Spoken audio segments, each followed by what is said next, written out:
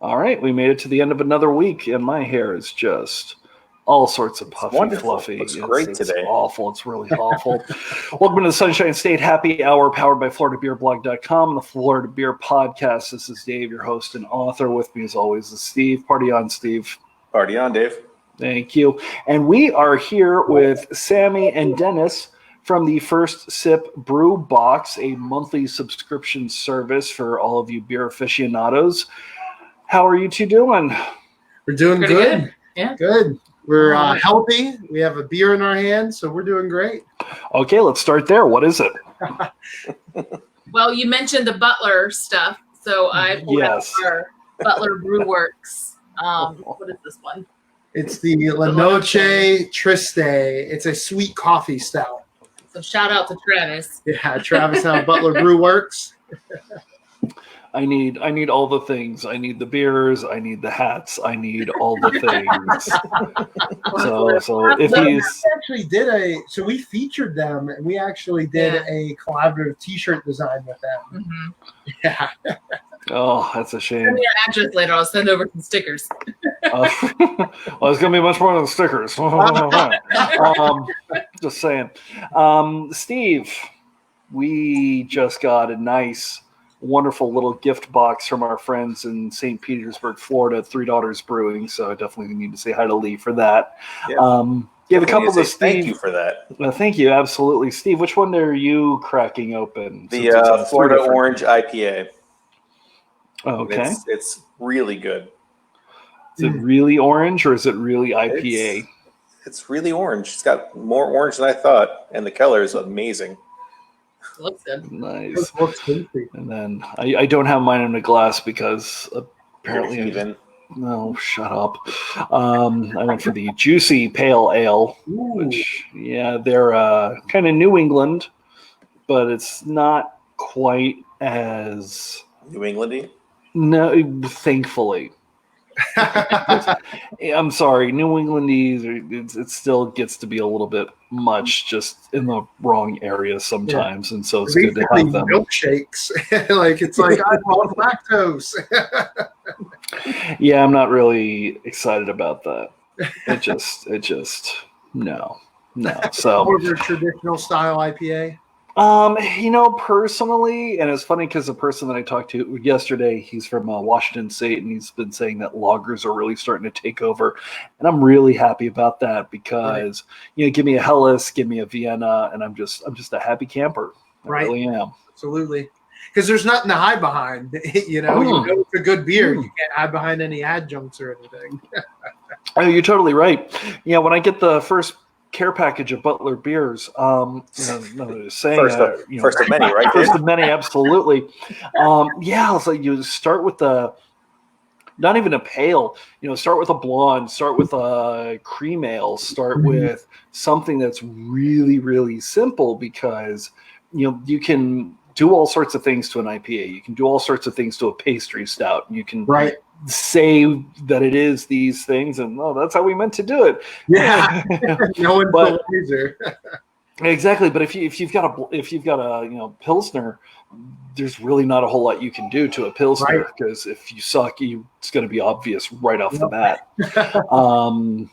So tell us kind of the inspiration and the perspiration and how you got started doing the brew box. Actually, tell us what the brew box is. Yeah, and then tell us sort of the background. Absolutely. So, Sammie, can you actually just grab one so I can hold it? So basically, what's in a brew box? We feature a different brewery every month. We focus on merchandise from the brewery: T-shirts, pint glasses, stickers, koozies, coasters, that kind of stuff. But then we do something else that no one else in the country does. We team the brewery up with small mom and pop shops that make unique things out of beer. So whether it's coffee with malts and hops, candles made out of beer, soaps out of beer, it can literally be any. You get a hot sauce made out of beer. This is what it arrives in, a brew box just like this, sent to your house, full of surprises every month. You never know what it's going to be. So that's kind of what it is, right? So how we got started, I guess now this is when things get all wavy. We do a little flashback and post-production. It was about 4 or 5 years ago. We took a trip down to not Ocean City, but Bryson City, North Carolina. And we visited one of our first breweries, and we just fell in love with everything about it. There people were getting off of work, enjoying a beer. There was kids in there playing board games. I'm pretty sure I saw a dog run across the floor. It was just a wonderful thing, and we knew we wanted to be a part of that industry, right? So on the way back, we were just playing around. Hey, if we started a brewery, what would we call it? And organically, we came up with First Sip Brewery because you like something from the first sip. So we're like, great, we're already halfway done with opening a brewery. We never even home brewed or anything at that point. So we went ahead and started doing some market research, figuring out how do you open a brewery. This was back in 2014, 2015. And then we realized, you got to have a lot of money or you have to know people that have a lot of money, and then you're answering, to a board of investors, and then you're making decisions on a quarterly basis on how to grow your business. So we kind of, we pivoted. We're like, we'll just send beer in the mail. In Pennsylvania, legislation-wise, it was legal around that time, but the state of PA was like, Dennis, we were the first people that are looking to do this. So to be safe, how about you buy a beer distributor or a restaurant, and then we'll attach a permit to that. I'm like, okay, how much would that be? $500,000. Again, let me get in my sock drawer. Right. So we had to pivot one last time to the model that we have today. I'm happy that we did, because now it doesn't matter how old you are. It opened us up to having subscribers in 5 different countries, the US, Canada, Ireland, Brazil, and New Zealand, that we send brew boxes out to over 200 cities. We hit 48 states, barring North and South Dakota, which at this point, I don't even know if they have internet. We've never had anyone from those states reach out to us. So that's kind of who we are, how we got started. It's been a wild and crazy road these last 4 or 5 years.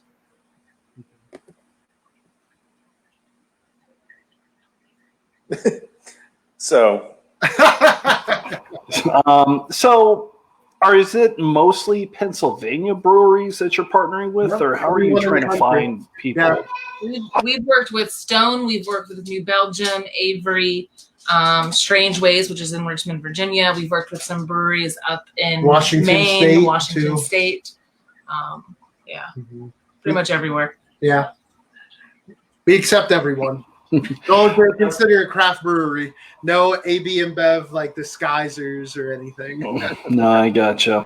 But I find it interesting because your first logo was just sort of a generic jug. Mm-hmm. And with the logo that you have, the one that you have behind you right now, you sort of doubled down on Pittsburgh. If you're not familiar, you may not know. But if you know Pittsburgh, it's really obvious from the black and yellow to the... can't remember, what is it, the Roberto Clemente Bridge, I think? Yeah. There's so many. Apparently, so many of them. Has more bridges for the geographical area other than Venice, Italy, which is literally underwater. Right. So that's kind of awesome. And how is beer in Pittsburgh doing right now? And yeah, we've mentioned Butler Brewers more than a couple times, so they're an hour north, and there's plenty of beer to be had within Steel City itself. Right. How are things kind of doing right now? So I think there's probably a ongoing theme, with COVID-19 with breweries across the nation. But what I'm happy about, it seemed like the breweries in our neck of the woods were able to pivot quickly with this epidemic. As far as doing to-go sales, curbside sales, like literally you order online, you show up, someone's dropping like a 4-pack in the trunk of your car, and then you drive off. Some of this stuff I hope keeps going after everything clears up. They just drive up to a brewery, they throw beer in your car, and you drive off. But it seemed like they already were either thinking about putting that infrastructure in place, or they've had it in place. So even though obviously they're down in revenue, the community's truly pulling together and supporting local breweries to where they're able to keep, some people employed and working, and they're able to keep their doors open. Nice. I know one of my favorite, the one that I've been to more than once when I'm there, is the Church. Yes. Brew Works. But it's interesting because they're more of a brew pub right, than they are a church or just a brewery. For people like them, are they allowing their food to go as well? Or have they, I don't people know like them sort of necessarily about stopped? them. specifically, Yeah. but a lot of breweries that are breweries and they have their own, eateries and everything built in. They are doing to-go orders. Yeah. Mhm. Mhm. And one of Interesting. them, Burgers Brewing, which is in Lawrenceville, and they have a second location in Zelienople. Neil's doing some creative stuff since they buy all their ingredients local within like a 25-mile radius of Pittsburgh. Farm to table is like their big thing. Uh-huh. For a while, they were doing, fresh ground beef. They didn't want stuff to go bad. So they were like, look, even if you buy food and you don't want to eat it right then and there, we'll literally sell you everything you need to make your all local ingredients of local burgers and everything with your beer purchase. That's Yeah, kind really of, cool. yeah, that's actually kind of neat. Yeah. So I know we had a question concerning the packages, and it looks like people do sort of assume that the beer is in there. Obviously, you don't have the beer in there. Right. Well, why not? Because I know Steve is a big fan of Tavour in terms of that. Was it really, what kind of hoops do you really have to jump through to ship beer across state lines? Right. So it's different. Not only is it, there's no one set rule. A lot of that stuff is governed state to state on what and how they run their alcohol system. Especially here in PA, we're still selling beer like pilgrims. Right. Finally have it in gas stations and everything. So it was a little bit of what we would have to figure out state by state. We don't have a legal counsel to go through and figure that stuff out. And then we found out, so we do have a lawyer and everything that helps us with stuff. He even said, like, Dennis, it's a gray area because a lot of the times it's not illegal for that business to ship there. It's illegal for that consumer to receive it.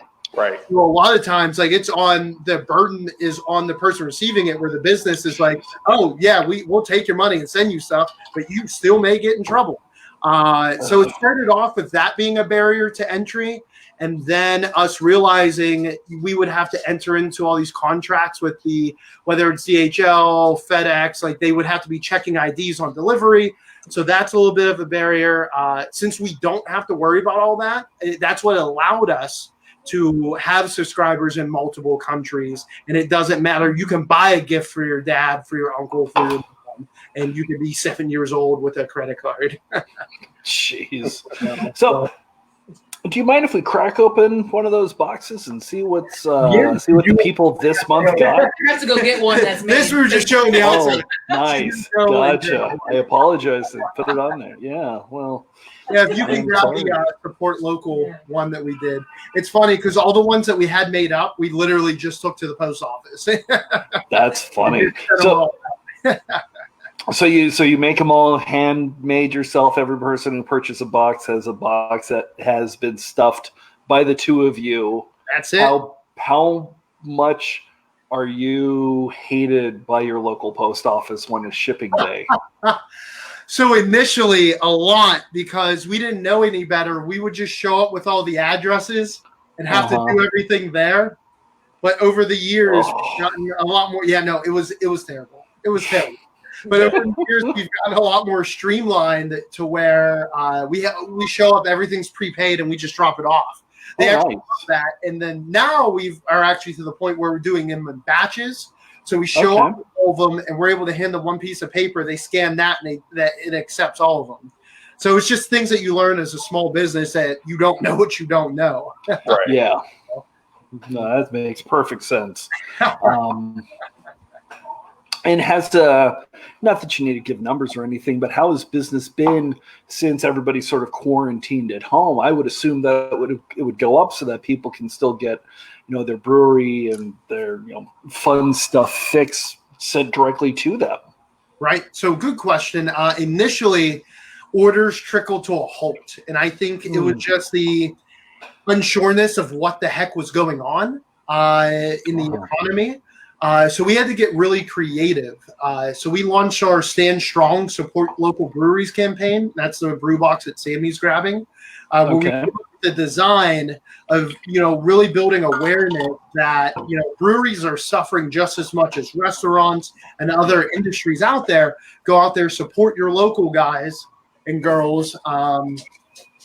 So we launched that campaign, and then we realized, so this is the brew box when you open it up. Then we realized, let me pull this out. So this is an example. So in this one that Sammie put together, it's one of our patented pint glasses with the little paw print on the back because we're big pet fans. Nice. Because you never drink alone when you drink with your dog. Everyone knows that. And Steve then, doesn't have any pets, and I've got a cat. So No, we have guinea pigs. Get over that. oh, you have guinea pigs. Oh, no, that's right. they're pretty legit. They're awesome, man. And this is a body lotion actually made out of hops. Ooh. So that's really good for you. It smells great. By the same company, they actually made a lip balm out of beer, which is great. And this guy, we partnered with a company that's made right here in the U.S. It's a Sunday morning supplement because sometimes, I mean, nowadays that we're in quarantine, this may be a Every Wednesday day. morning. Every Who day. knows? Yeah. You know, we try to send something like that out in every box because obviously you're a beer drinker, and we know one thing leads to another. You may have a little bit more. This is a company out of Fort Collins, Colorado, Hopped Up Coffee, and they actually do a lot of like malts and hops in their coffee themselves. Interesting. So we send that out, and this stuff alternates and differs every single month. And this is the Support Your Local Brewery shirt. Aww. That we actually designed, and 10% of all the proceeds that went back from this goes back to brewery staff. I don't know how to fold it. I'm not good at that at all. Goes back to brewery staff. So we've been reaching out to all the breweries in Pennsylvania and figuring out like whose staff they're really struggling. Like we've sent out gift cards for fuel. Like some people are having a tough time making it, since they don't have the income coming in, actually getting their car to the grocery store if they, are on any assistance or anything like that. So we've been doing fuel gift cards, grocery store gift cards, that kind of stuff to kind of help people through this tough time. And even though we're a small company, doing what we can to actually give back and help the industry that has supported us. And there's our puppy. Yay. Now, was that which tier box was that? That one was the connoisseur. So we have 3 tiers: the brewmaster, enthusiast, and the connoisseur. The brewmaster's traditionally going to be the cool swag and stuff from the brewery: t-shirts, pint glasses, stickers, koozies, that kind of stuff. Then from the brewmaster to the enthusiast, we start incorporating other items like you saw, like the coffee, the body lotion, male hops. And then the connoisseur levels, the Mac Daddy, we literally pack it full. So if the enthusiast level was getting any samples, you're getting full-size items in the connoisseur and even more unique stuff depending upon what we have coming in for that month. Okay. Oh, yeah. That sounds amazing. And looking at the site, it starts at $25, correct? Yep, $25 to $59. So there's something there for everyone. Oh, that's not bad. That's not bad. So with everything going on, I figure I will leave you with the question that I've been asking for everybody. Since we have had to make a lot of changes to the craft beer industry, some of them may stick around and some won't. What has been sort of like the main interesting change or adaptation that you have seen breweries in your area adopt that you would like to see continue once we're back to normal? I love the efficiency of being able to order online. Like sometimes, especially with any type of releases, especially if there's multiple in your area and you want to be able to hit them all up. I liked how some breweries were doing pre-sales online. So that way, even if you're at work, even though we're all homebound now, but back, when everyone was at work, you would feel like if you worked a 9-to-5 job, you never make it in time to get that can release. Doing pre-sales.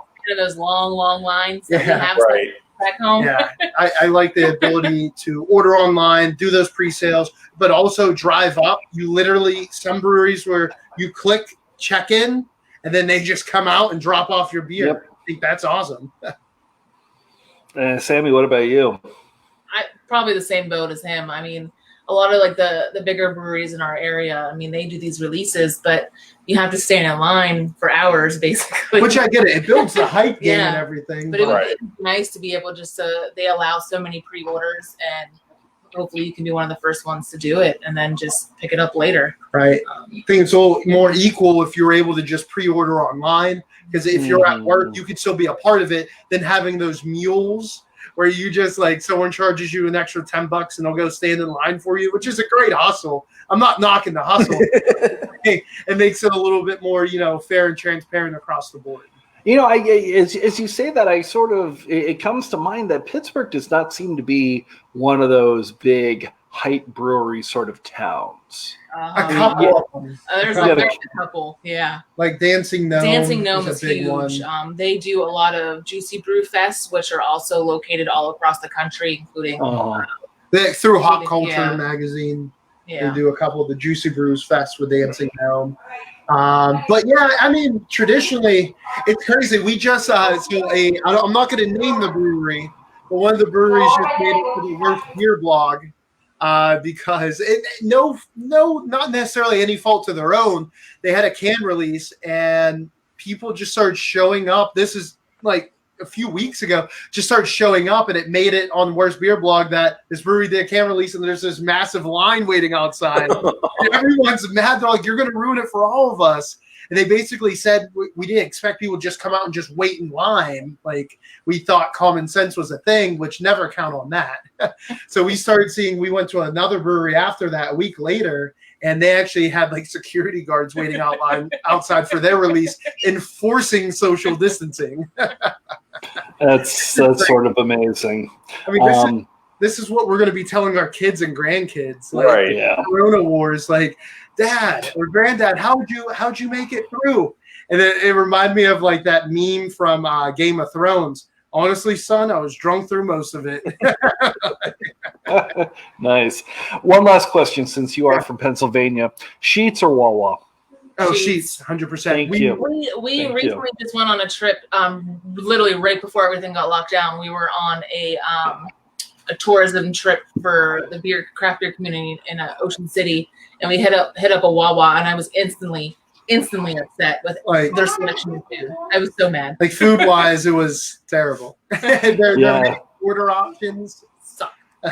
Yeah, and it's funny because I've made the drive from Pittsburgh to Philly, and right when you get to Hershey, right when you get to Trug's, that's kind of when you finally get the last of Sheetz, and Wawa starts to come in. So yeah, exactly. Right. What about you? Do you have an opinion? Oh, Sheetz. Nick's coming up Sheetz. I am a Sheetz person. The problem is that in South Florida, actually in Florida in general, Wawa just took over recently, like everywhere. Steve, did you see that there's going to be one within a 5-minute walk of my house now? Yeah, I saw it as I was leaving your house today. Yeah, it's kind of interesting. Shady hair drop off. Yeah, but they're probably shady. Well, you gotta maintain social distancing. Come on. As you leave 4 16-ounce tall boys with no writing on them on my front porch. Did you like that? Yeah, I like that. That was great.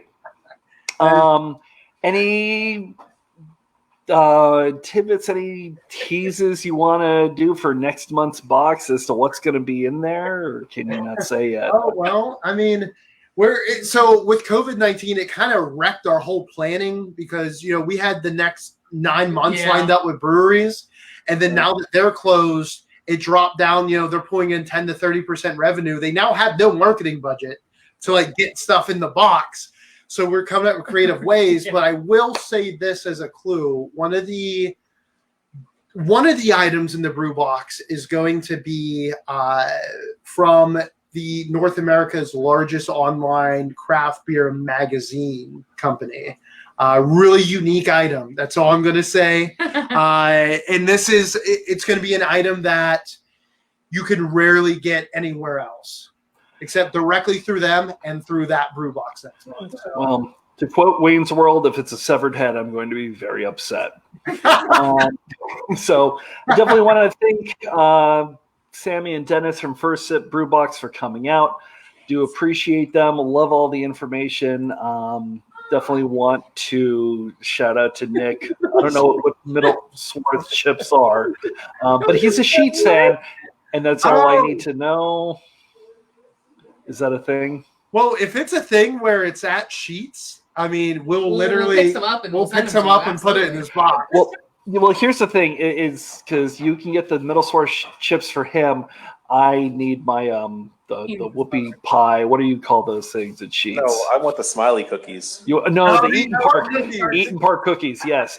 Those things are dangerously They're delicious. so dangerous. Can you just send us a Western Pennsylvania care box, and we'll send you a South Florida care box, and that's all that really needs to happen. Yeah, we got a great South Florida pizza place on the beach that nobody goes to. It's called Permane Brothers down here. It's one of the best spots. Yeah. Yes, it's that Permane Brothers, but here they serve pizza too. Yeah. So exactly. Up here if they did that. Yeah, I know. So want to thank Three Daughters for sending us the beers. Thank you so much. I really do appreciate it.